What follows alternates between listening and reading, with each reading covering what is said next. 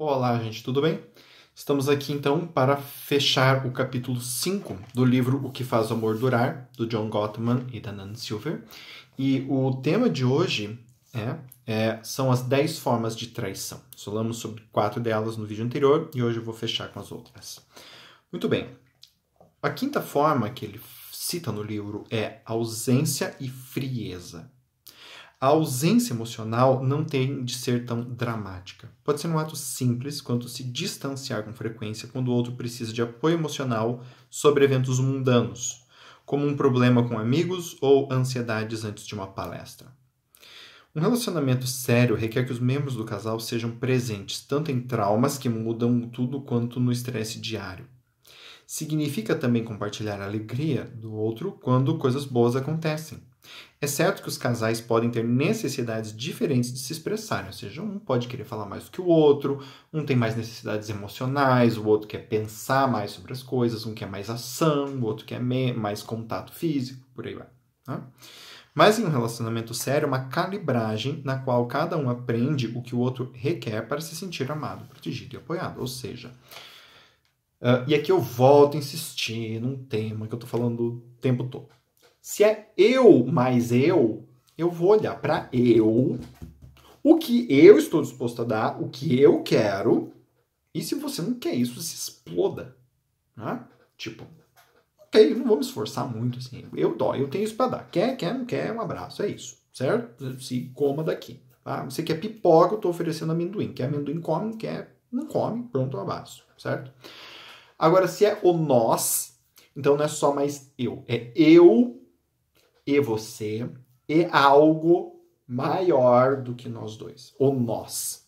Então, o que é mais interessante para o nós? É mais interessante para nós eu desenvolver essas competências ou não?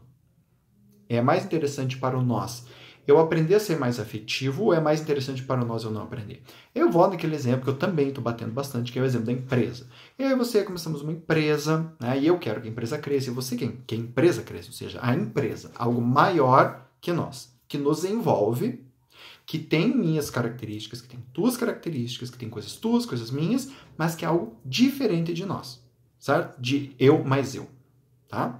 Ou seja, daqui a pouco eu tô lá e eu começo a entender que para eu tocar minha empresa eu vou ter que aprender a mexer com marketing digital. E eu não tenho a menor ideia de como fazer isso. Aí eu penso, eu não entendo de marketing digital. Se a empresa quer crescer por causa disso, é o azar da empresa, dane-se. Eu não vou ficar aprendendo marketing digital só para a empresa crescer e cruzo meus braços e aqui fico. Né? Ou eu vou aprender porque a empresa está precisando disso.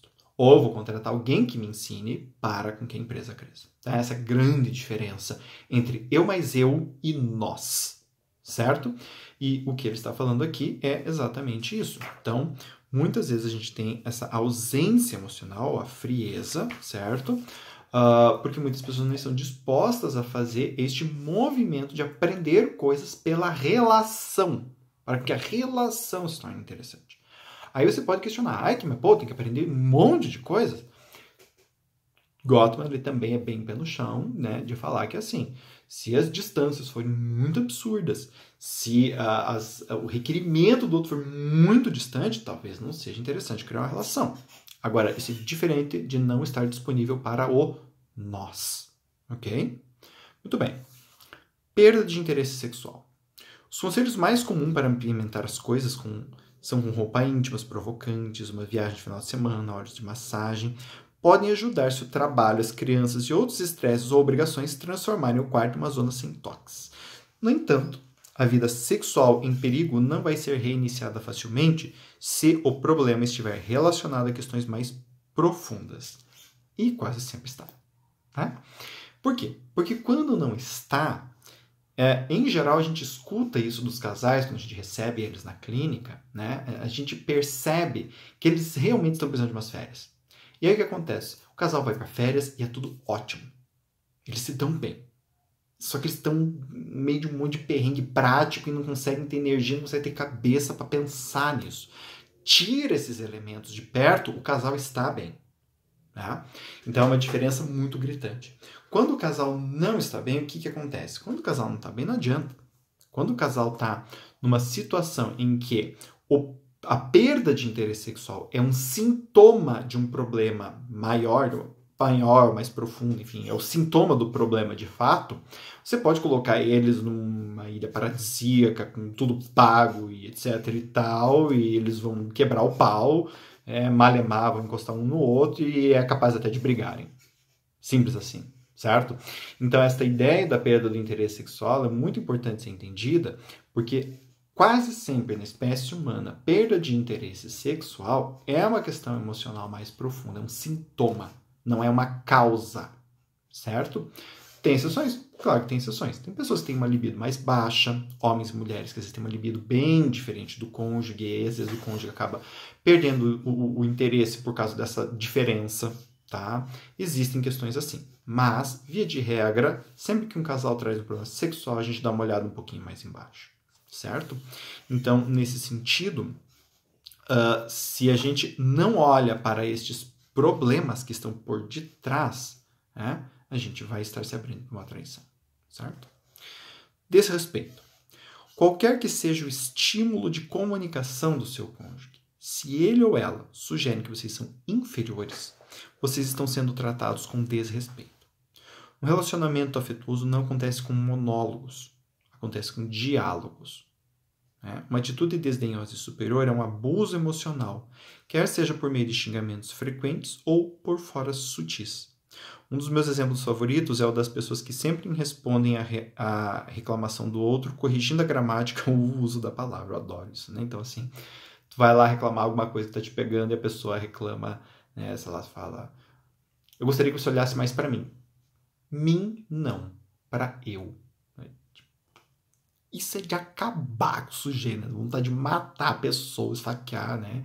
Enfim, porque, pelo amor de Deus, tô falando aqui das minhas emoções, né? E tu vem falar de uma penca, de uma, né, gramática, né? Eu, mim, né? Não, isso não cabe nesse momento. Então, essa ideia do desrespeito, ela é muito importante porque, assim, existem casos em que isso é gritante, isso é óbvio, isso está escancarado, e existem situações que são muito sutis, né? Especialmente para pessoas, alguns tipos de narcisismo, algumas pessoas mais frias, né? Ou seja, que têm uma certa dificuldade de contato emocional, elas falam as coisas de um jeito que elas não percebem o quão dura é a crítica que elas estão fazendo, né? E isso machuca. Não é porque ela não percebe que machuca, machuca bastante. E o outro se sente inferiorizado, certo? Agora, aqui é importante de que, né, a pessoa possa expressar. Porque a gente vai lembrar do outro vídeo, eu não expressar isso também é uma forma de traição. Porque eu estou olhando para o nós.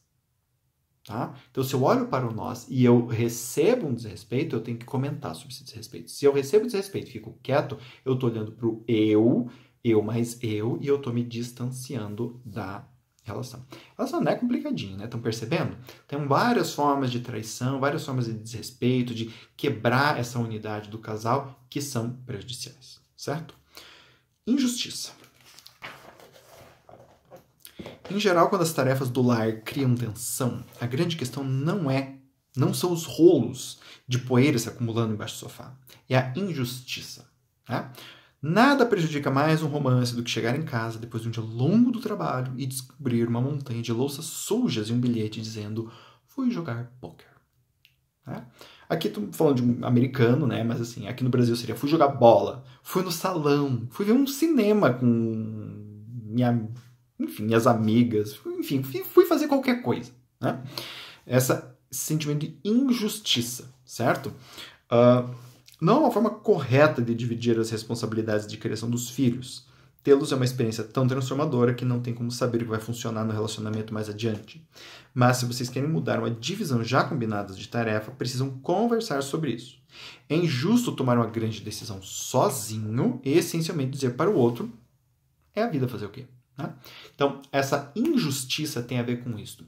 Quando a pessoa decide sozinha e de forma arbitrária, né, a quebrar combinados. Porque se eu posso quebrar combinados de uma forma arbitrária, sem te informar, sem conversar contigo, eu estou olhando para quem? Para o nós ou para o eu? Estou olhando para o eu. Começo a olhar apenas para o o outro, de repente, pode se achar no direito de fazer a mesma coisa, e daqui a pouco tá todo mundo fazendo só o que quer, e daqui a pouco, de novo, temos eu mais eu, e não mais um nós. Tá? Muito bem. 9, egoísmo. A interdependência dos relacionamentos duradouros significa que, em certas ocasiões, os parceiros vão precisar abandonar suas próprias necessidades em prol do bem comum. Por que eu falei isso em voz alta? Porque dizer isso hoje em dia, na nossa cultura, né, é praticamente pedir para levar pedrada. Eu estou falando isso em voz alta porque você não tem como tacar pedra em mim, né? Eu espero que vocês não façam isso na rua, mas isto daqui, abandonar as suas próprias necessidades, meu Deus, mas as minhas necessidades, sim. Em prol do quê? Do outro? Não. Da relação. Bem comum. E bem comum não é o outro, é o relacionamento. Isto é muito difícil de ser entendido. Tá? Muito difícil. Por quê? Porque geralmente isso vem na forma de demandas do outro, né? da segunda pessoa, né? Do meu cônjuge. Certo? Agora, quando eu avalio isso em termos da relação como um todo, aí eu estou fazendo um movimento em prol do nós e não do eu mais eu. E quando eu acato, quando eu abro mão de algo meu para o nós, mesmo que isso seja a demanda do outro, eu não estou fazendo isso apenas pelo outro, estou fazendo isso por nós. O nós. E quando eu faço isso por nós, eu também ganho. É ganha-ganha. Essa que é a diferença aí.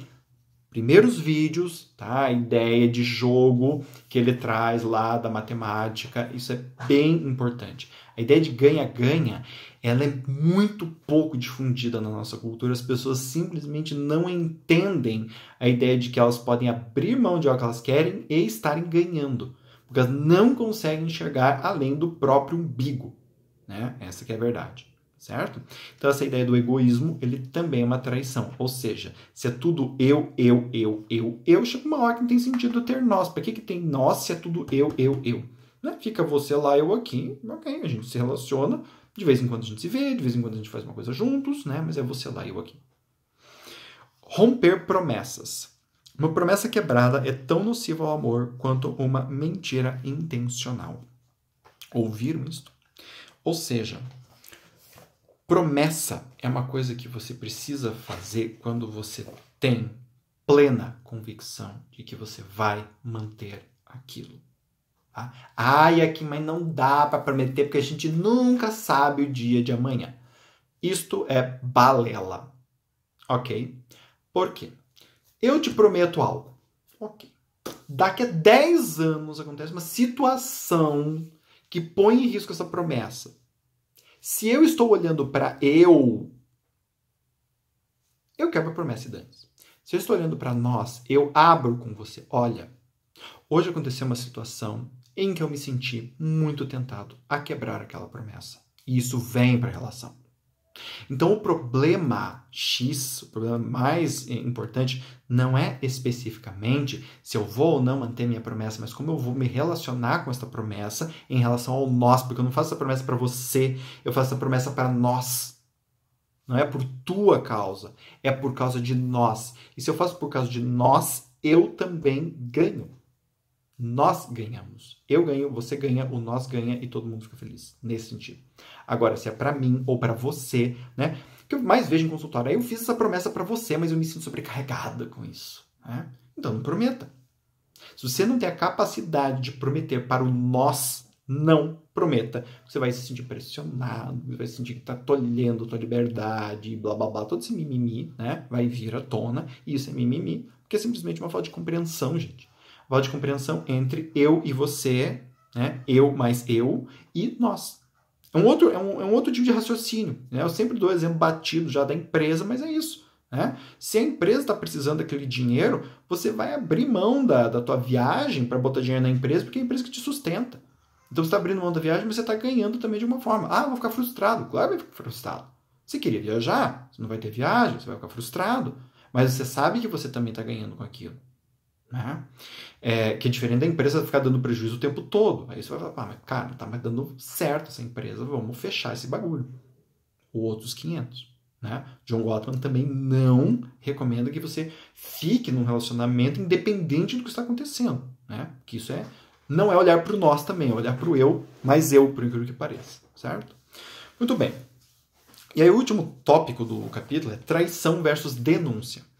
O relacionamento é um comprometimento, mas não deve ser uma algema ou mordaça. Eu adoro quando ele fala, quando eu adianto algumas coisas e ele fala exatamente o que eu acabei de falar, né? Maravilhoso. Às vezes, expressar desaprovação perante as atitudes do seu cônjuge pode ser a ação mais amável e compreensiva a ser tomada. A aceitação cega nunca é uma estratégia saudável. A aceitação cega nunca é uma estratégia saudável. Ouviram? Alexander Hamilton disse certa vez que não acreditar que o governo pode se regular. Alexander Hamilton disse certa vez que não acreditar que o governo pode se regular é uma obrigação do cidadão. Da mesma forma, às vezes é necessário botar um espelho na frente do cônjuge. Ninguém está imune a fases de narcisismo, egoísmo, julgamento inadequado. Chamar a atenção do outro por causa deste comportamento é saudável. Ao fazer isso, vocês estão focados nas recompensas do outro e não nas suas. Tá? Então, veja, o que ele está falando aqui? Inclusive, ele usa o Hamilton, ele faz uma citação do Hamilton, né? Ou seja, por que o Hamilton diz que é uma obrigação do cidadão acreditar que o governo não pode se regular sempre sozinho? Né? Porque ninguém consegue.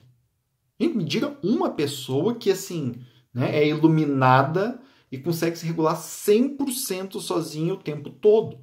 Ninguém consegue isso. Né? Até Buda, Jesus Cristo, quando você vai estudar a história desses caras, eles passaram por gurus. Né? Então, assim, o cara é o Buda, por que ele passou por guru? O cara é Jesus Cristo, filho de Deus, por que ele foi estudar com os rabinos do lugar? Né? Olha, o filho de Deus, cara. Né? Mas ainda assim, ele precisava de alguém para ajudar ele. Né? Então, a gente sempre precisa disso. E se eu estou numa relação eu mais eu, né, o que eu faço? Eu fico puto contigo porque você está sendo narcisista, porque você está sendo isso, porque você está sendo aquilo, não te falo absolutamente nada, fico bravo e faço o que eu quero. Se eu estou no nós, eu, te confronto. Olha aqui, ó. Tu tá com um perrengue aqui, meu nego. Tu vai ter que ver isso daí. Né? Posso até te ajudar isso, mas eu te coloco. E não no sentido de acusar você em ser uma pessoa ruim por causa disso. Mas isso está acontecendo. Eu não julgo você, mas eu aponto algo para você. Certo? Muito bem, gente. Espero que vocês tenham gostado do capítulo 5, tá? Que acabou agora o capítulo 5, as 10 formas de traição, tá bem? Espero vocês nos próximos vídeos e até a próxima. Tchau, tchau.